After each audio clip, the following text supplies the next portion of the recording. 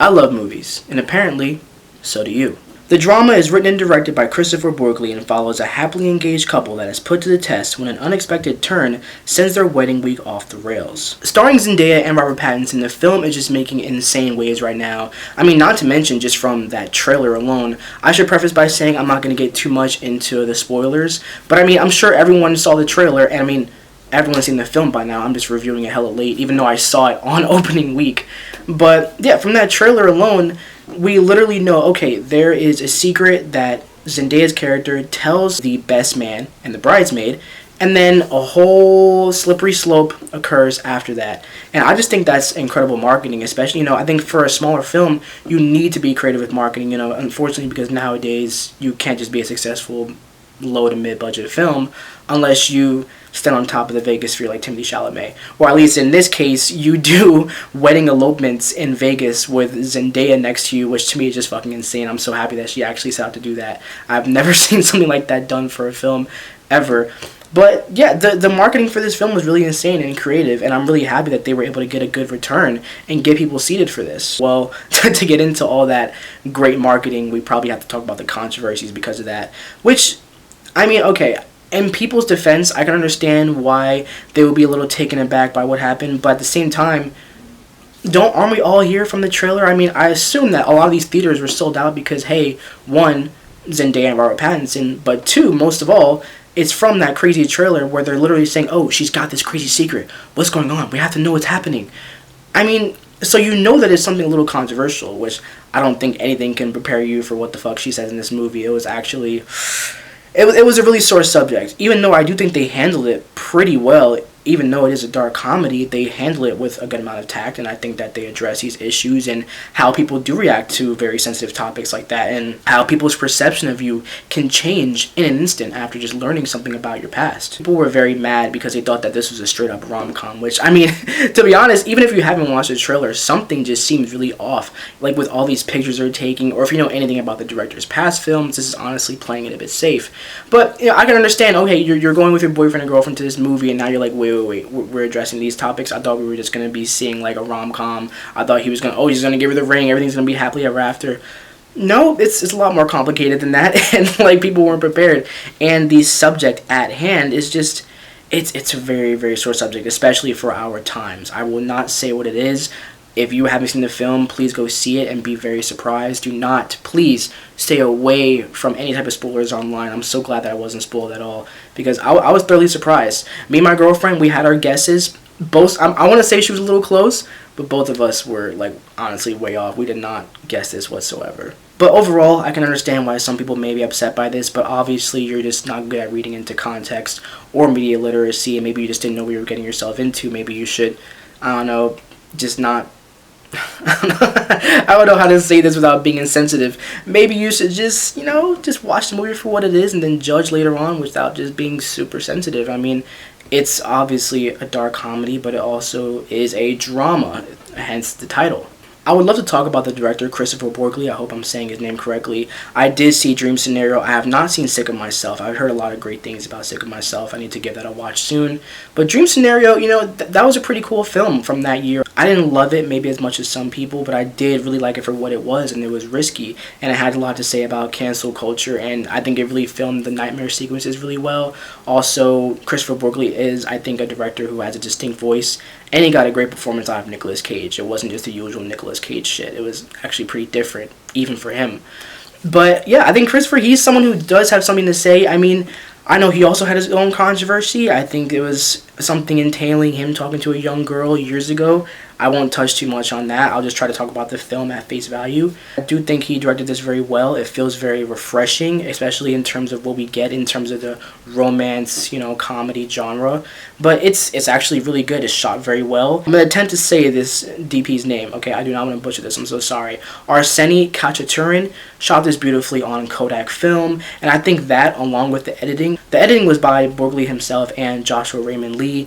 especially I think from the jump they establish a sort of rhythm. It's noticeable, but I think in a pretty good way. Usually I don't like noticeable editing or even noticeable cinematography, but here it has an interesting flow to it, a very nice rhythm, especially when those comedic scenes do come later on. They show scenes in the past, and it's very like jumpy, and I think they handle it well.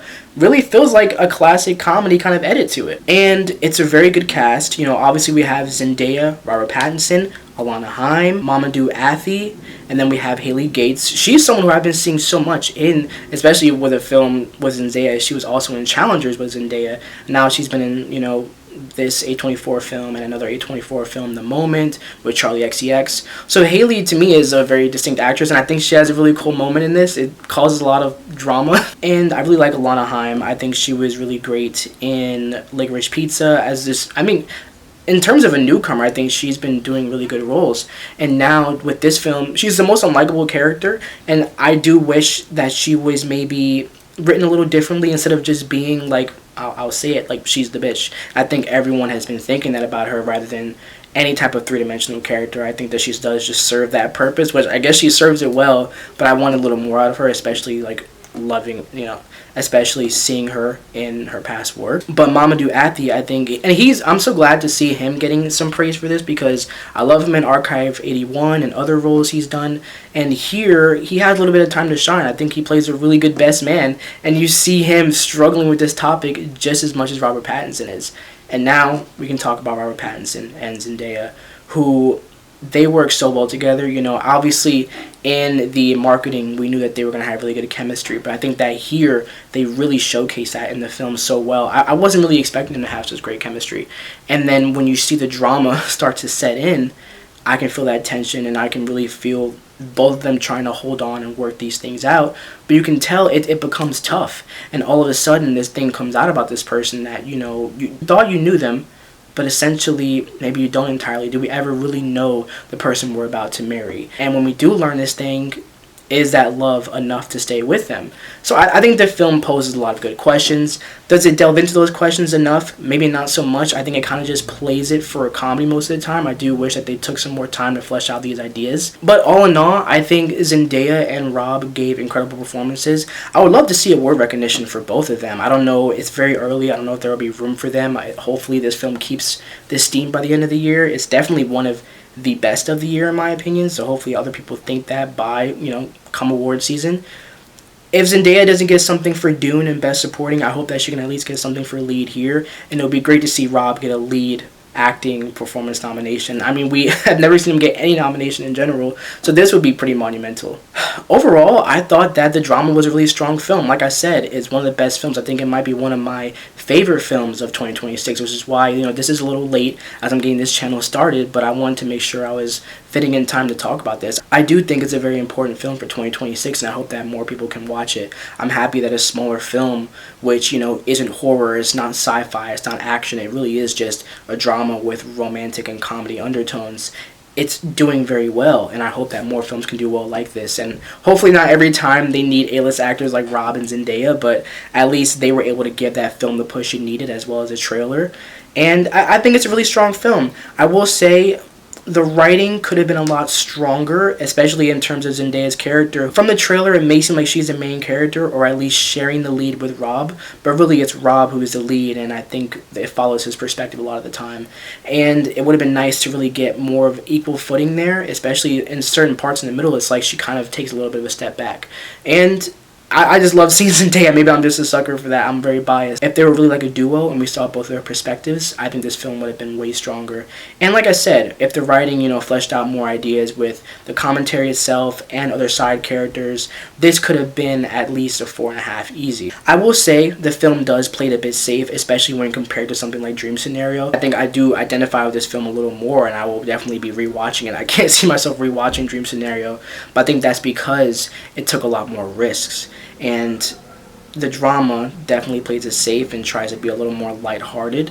But, I think that could be to the film's detriment. However, I can see why Kristoffer would write it this way and maybe even leave the end a little bit to interpretation. So, sometimes we want everything wrapped up in a bow. We want so many questions answered. However, I can understand him not wanting to do that and just focus on these characters more so. I give the drama a 4 out of 5 on Letterboxd. I would say it's at least a 8.5 or more out of 10 for me. This is subject to change. It could be a lot higher as the year goes on, depending if, I rewatch it more times and just how it holds up at the end of the year. But I thought it was a very strong film by Kristoffer Borgli. I thought Zendaya and Robert Pattinson gave very good performances. The supporting actors were really good. The direction is strong. The editing is incredible. I would love to see that get nominated. The writing could have been stronger. However, it was very well written, very witty, and honestly fast-paced for what the film is. And yeah, you guys should watch this, form your own opinions. I would love to see what you guys thought of it when you saw it. Did you watch it more? What are your opinions on it? How did you feel about these controversies? My film YouTube channel will be in the description, as well as my personal Instagram, Juwan M Films, and the Instagram for my new short film, Sapphire. Please stay tuned for more info with that. So please like and subscribe. I appreciate all the support. Keep up with the content because I would love to keep paying for these movies. Peace.